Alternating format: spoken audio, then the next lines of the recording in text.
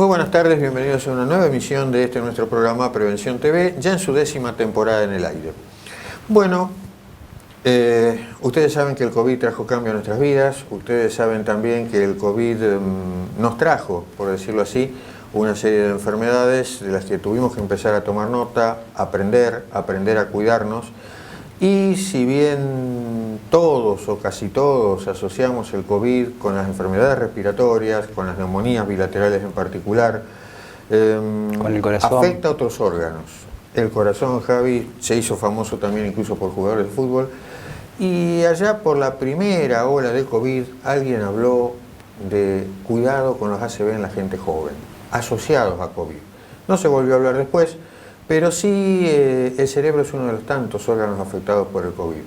Vamos a hablar entonces en este programa de demencia por COVID, demencias en general también, con alguien que ustedes ya conocen muy bien, es una especie de nuestro referente, por definirlo de esta manera, en el tema de la neurología, que es el doctor Juan Manuel Politei.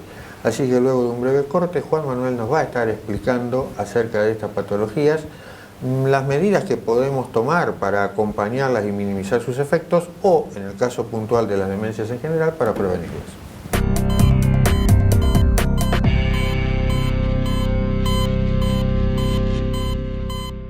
Bueno, tal cual lo prometido, nos acompaña el doctor Juan Manuel Politei, que ha tenido la bondad de hacerse un espacio entre sus actividades para estar aquí con nosotros. La primera pregunta sería, el COVID lo dejamos para después, ¿qué es una demencia? ¿Cómo se caracteriza una demencia? Bueno, muchas gracias por la invitación y el tema de demencia es algo que vemos con habitualidad. No solo que vemos pacientes con demencia, sino la consulta, el miedo a las demencias. Entonces uno habitualmente cuando habla de demencias primero trata de explicarle al paciente que es un trastorno cognitivo. ¿A qué me refiero yo cuando hablo de las funciones mentales superiores? Que no me limito a hablar de la memoria, hablo del lenguaje, hablo de mi capacidad de expresarme, de comprender, hablo también de componentes de conducta. Entonces, cuando uno habla de demencia ya estamos hablando de enfermedad instalada y habitualmente las demencias se definen desde la Organización Mundial de la Salud hasta otros criterios, básicamente donde yo puedo objetivar que hay un compromiso cognitivo de alguna de las esferas cognitivas. Habitualmente la primera es la memoria, pero asociado al trastorno de memoria o del lenguaje o de la expresión, lo que tiene que haber es una incapacidad, ¿sí?, para lograr mi funcionamiento diario. Es decir, tiene que haber una limitación en las actividades de la vida diaria. Ahí yo estoy hablando de demencia, recién ahí estoy hablando de demencia. Sin duda, cuando uno habla de demencia, habitualmente a la gente se le viene a la cabeza una enfermedad, que es la enfermedad de Alzheimer. Ahora, la realidad es que nosotros vemos distintos tipos de demencia. Yo te traigo algunos números que están recientemente actualizados. El mundo tiene 50 millones de personas con demencia al día de hoy. Otra cosa que es interesante es ver a qué edad aparecen las demencias. Las demencias habitualmente aparecen después de los 65 años. ¿Hay demencia en joven? Sí. Demencias asociadas a Parkinson, demencias asociadas al uso de drogas u otros tóxicos. Pero lo interesante es ver también a qué edades tengo más chances de tener demencia. Hoy sabemos, esto es muy reciente, estudios europeos, tanto hombres como mujeres haciendo una combinación de datos, el 80%, ¿sí?, de los pacientes que tienen demencia habitualmente, ¿sí?, están asociados no componentes hereditarios. Ese es otro tema que nos preocupa. Perfecto. Ahora, termino con un detalle. ¿Qué pasa? A los 80 años, el 15% de la población tiene demencia. Cuando llegamos a los 90 años, el 45% de la población tiene demencia. Se triplicó. Exactamente. Esa década triplica la incidencia de demencia.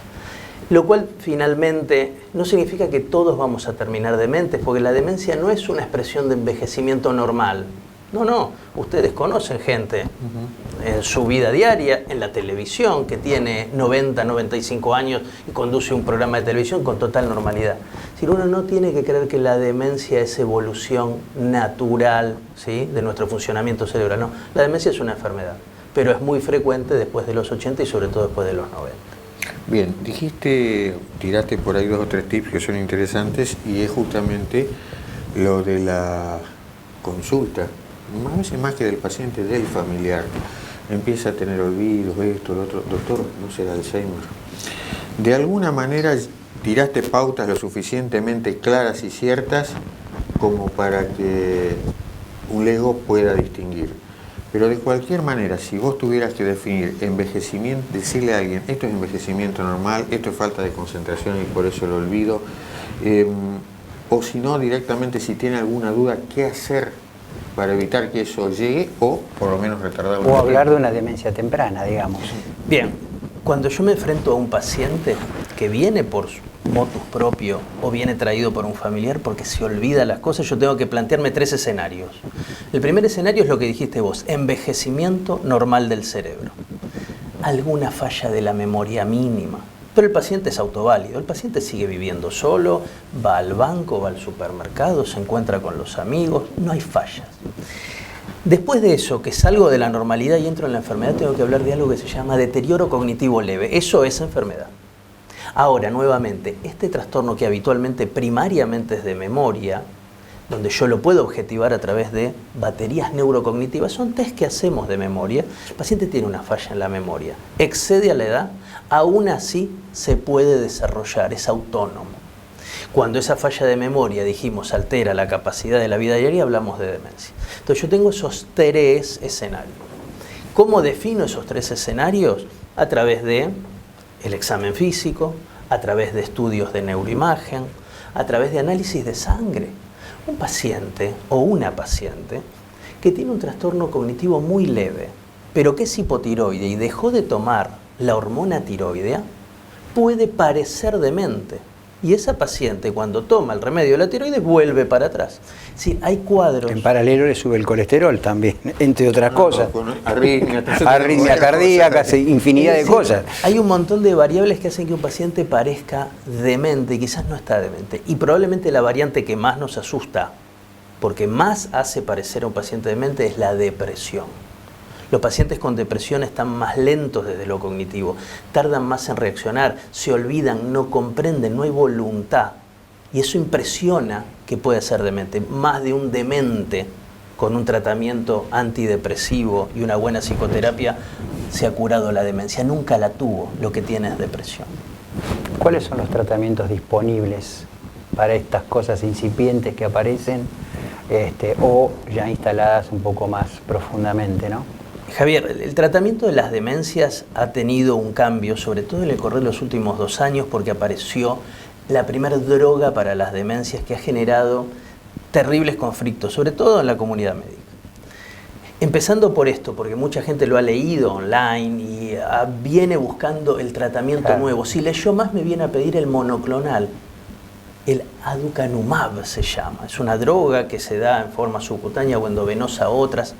Esas drogas que inicialmente fueron aprobadas el año pasado por la FDA, que es como nuestro AMAT, una droga que tiene un costo de $58.000 por año, creímos que podía frenar el Alzheimer. ¿Saben qué? En diciembre del año pasado, la Agencia Regulatoria de Aprobación de Tratamientos Europea la rechazó. No la aprobó. ¿Por qué? Porque finalmente los estudios que impresionaban dar beneficio confirmaron que no tiene beneficio. No solamente eso, que con el correr del tiempo empezaron a aparecer otras cosas. Inflamación cerebral, sangrados cerebrales. Claro, cuando uno hace un estudio con una droga, ustedes lo saben, quizás tenemos efectos colaterales por 6 meses. En esos 6 meses no pasó nada. Claro. Pero después de vendida... plazo, eso es la famosa fase 4 que hoy toda la gente habla después del COVID. Entonces, tratamiento real, específico, creíamos que había uno, la realidad es que no lo hay. Tratamiento farmacológico para enlentecer la evolución, hay drogas, memantina, donepezil, galantamina, cuando las usamos y sobre todo en etapas tempranas, donde tenemos cerebro que cuidar. Y por último, que es lo probablemente más importante, es el tratamiento no farmacológico. Recuerden, hoy eso está demostrado. Un paciente que hace ejercicio físico tiene menos chance de desarrollar la enfermedad. Si la desarrolla, la va a pasar mejor, es decir, va a ir más lento la progresión. No es lo mismo el ejercicio físico en un gimnasio que salir a correr donde hay verde. El hecho de estar corriendo afuera es más útil que un gimnasio. Obviamente. La alimentación, la dieta mediterránea, esto no es para el neurólogo, lo usan ustedes como recomendación desde la cardiología. En algún momento ustedes traerán a alguien para hablar de qué es la dieta mediterránea. Pero fundamental otros dos aspectos. La capacidad cognitiva, el ejercicio del cerebro. Sigan trabajando. ¿Te jubilaste? Bueno, seguí trabajando gratis. Segundo, trata de hacer cosas nuevas cuando sos más grande. Sobre todo lo que ha demostrado mucha utilidad en enlentecer la evolución del cuadro son actividades artísticas. De grande, usted tiene 60, 70, 80 años, empiece teatro, empiece pintura, vaya al taller literario, juegue, haga cosas artísticas. Todas esas cosas activan otras áreas del cerebro que usted no activó durante años y son una manera de enlentecer la progresión del cuadro. Esos son los aspectos generales que tenemos hoy para el tratamiento. Desde el punto de vista de la vitamina, complejo vitamínico B, la vitamina D que surgió ahora que sirve para todo, la vitamina D, ¿hay algo cierto de todo eso o no? Yo te diría que el 90% de los pacientes que toman vitaminas en Argentina, no me atrevo a decir en el mundo, pero en Argentina el 90% no tiene ninguna necesidad. Ninguna necesidad. Es una forma que yo no quiero hablar de esa parte porque me enoja un poco, de sacarse de encima a los pacientes rápido, darle una vitamina para que se vaya contento. No. Existe un cuadro de demencia asociado al déficit o la falta de absorción de la vitamina B12. Eso es cierto. Por eso, cuando yo veo a un paciente por primera vez que viene por trastornos de memoria, yo les dije que le pido un análisis de sangre, quiero ver cómo está su tiroides, quiero ver cómo está su vitamina B12.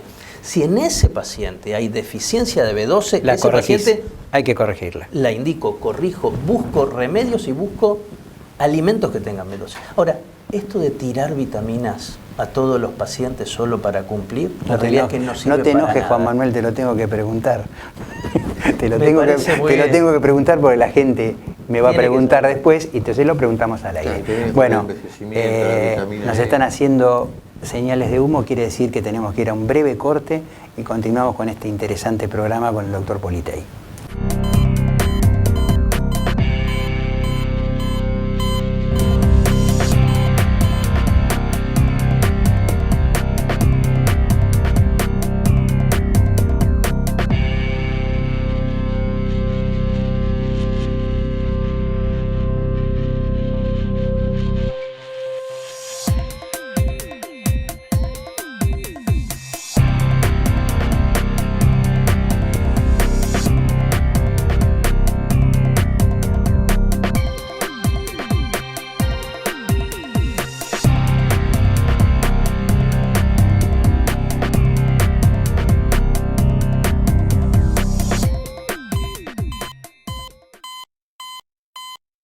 Bueno, llegamos al segundo bloque. Tuvimos un panorama más que interesante sobre demencias y sobre todo un panorama práctico para aquel que tiene un familiar con problemas y llega al consultorio de un médico X y dice, ¿será esto, será lo otro?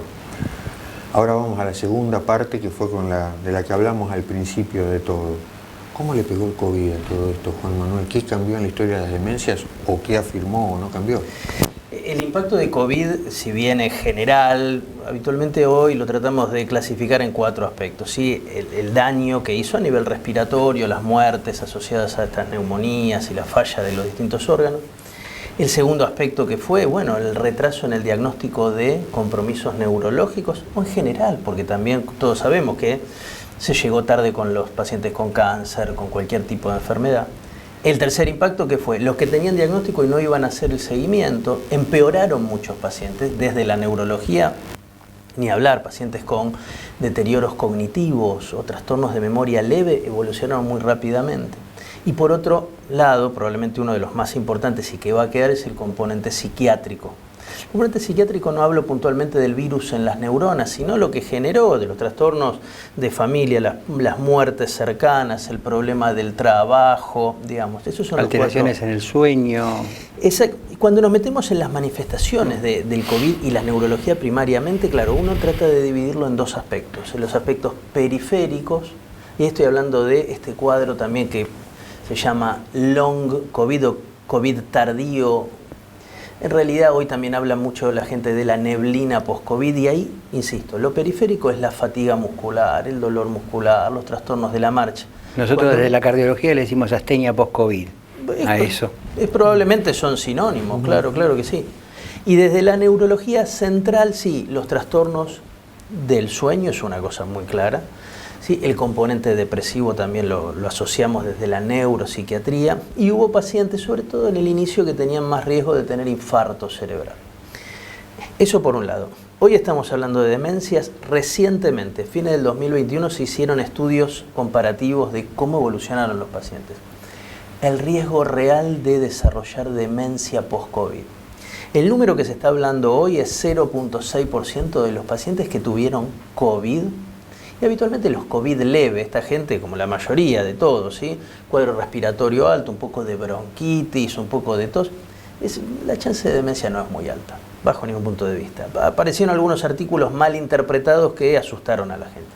Sí hay números para los pacientes mayores a 65 años que requirieron respirador y larga estadía en terapia intensiva. Esos pacientes tienen una chance del 4,2% mayor de desarrollar demencia entre 6 meses y un año después de haber resuelto el COVID. Eso es un número real. Eso es una experiencia muy traumática por la que atravesaron, obviamente, ¿no? Entonces, creo que la relación es directa en función de la gravedad del cuadro y el periodo en respirador, sin acceso a la familia, etcétera, etcétera, ¿no? Son muchas variables. Remedios para la neumonía por largo tiempo tiene compromiso neurológico. El hecho de no movilizarse tiene más riesgo de trombosis. El hecho de estar aislado del día y de la noche, el ritmo circadiano afecta. Saber qué pasa. Los míos relajantes, si estás intubado. Los fármacos, digamos, hay un montón de variables. Y finalmente uno termina preguntándose, ¿en realidad es el COVID lo que dio la demencia? Probablemente son pacientes que tenían cierta predisposición, y lo que hizo el COVID fue acelerar el proceso para llegar a la demencia. Pero esos son los números que estamos manejando hoy en cuanto a predisposición a volverse demente a 6 meses, un año. Expectativa en este sentido, cuando asociamos el COVID a esto, ¿cambia en algo el tratamiento? ¿Cambia en algo la metodología de trabajo? Mira, lo que te podría decir que, desde el punto de vista de tratamiento, no, uno no plantea grandes cambios. Lo que uno debería plantearse en la neurología hoy es que si un paciente mayor a 60 años tenía un trastorno de memoria, si pasó por un COVID moderado o severo, hay que seguirlo un poco más de cerca, porque ese tiene estadísticamente más chances de evolucionar más rápido.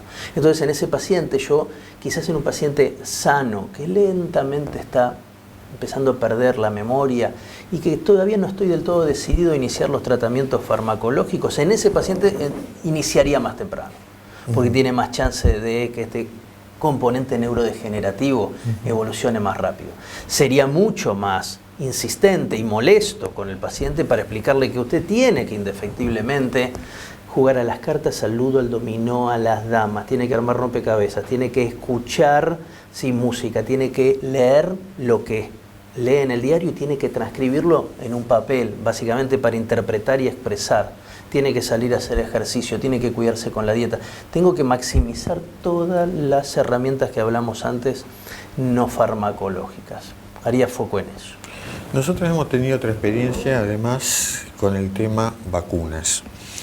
Mucha gente con miedo, mucha gente antivacuna por empezar, a la que hay que explicarle, mira, si no te convence como vacuna, por lo menos como tratamiento, porque en definitiva el resultado es el día y la noche.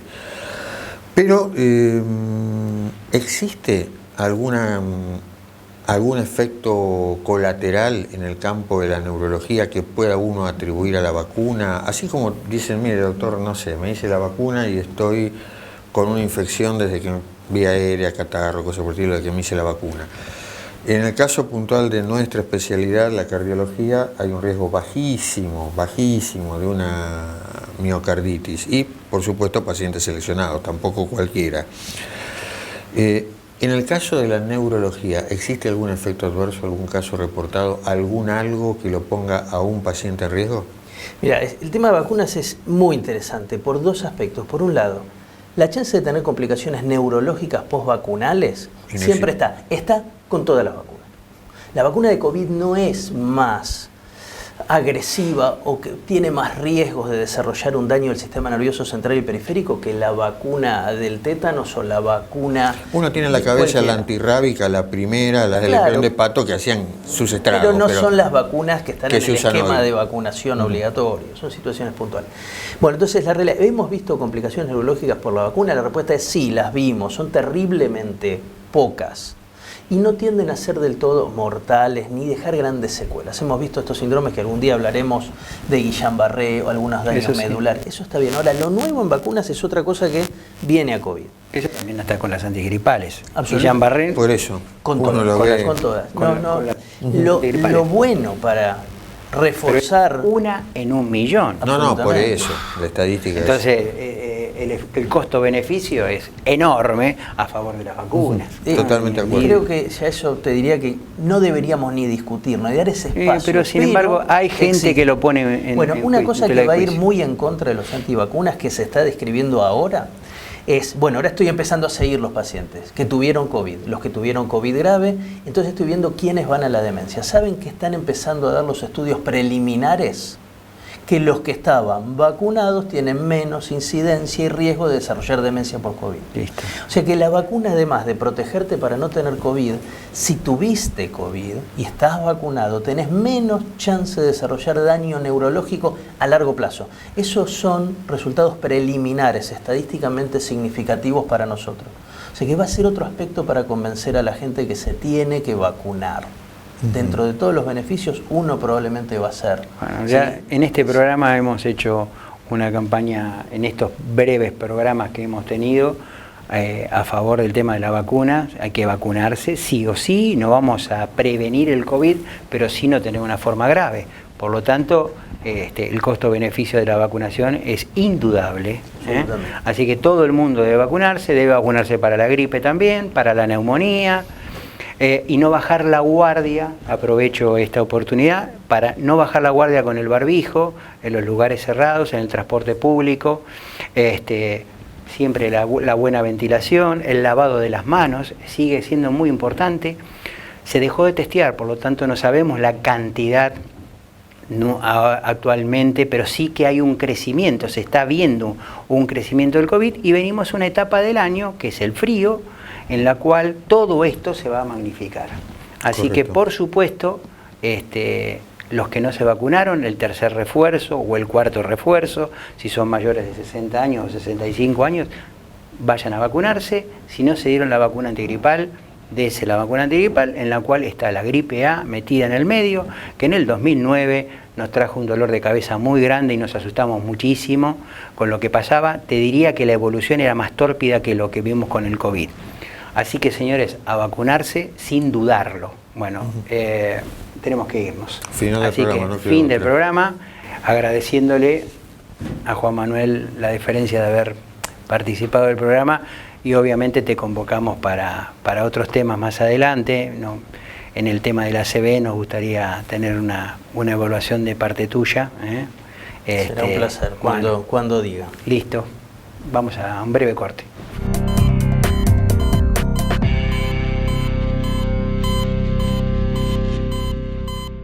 Bueno, llegamos así al final de un nuevo programa, esperamos que les haya gustado.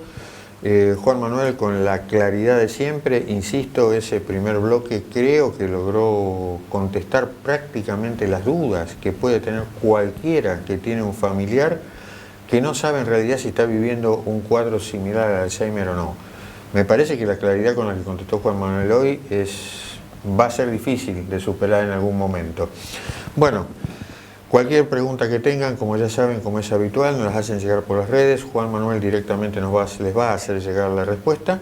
Y entonces no nos queda más que agradecerles la fidelidad, el seguir ahí con nosotros después de tanto tiempo, a ustedes por un lado, a los sponsors que hacen posible el programa por otro.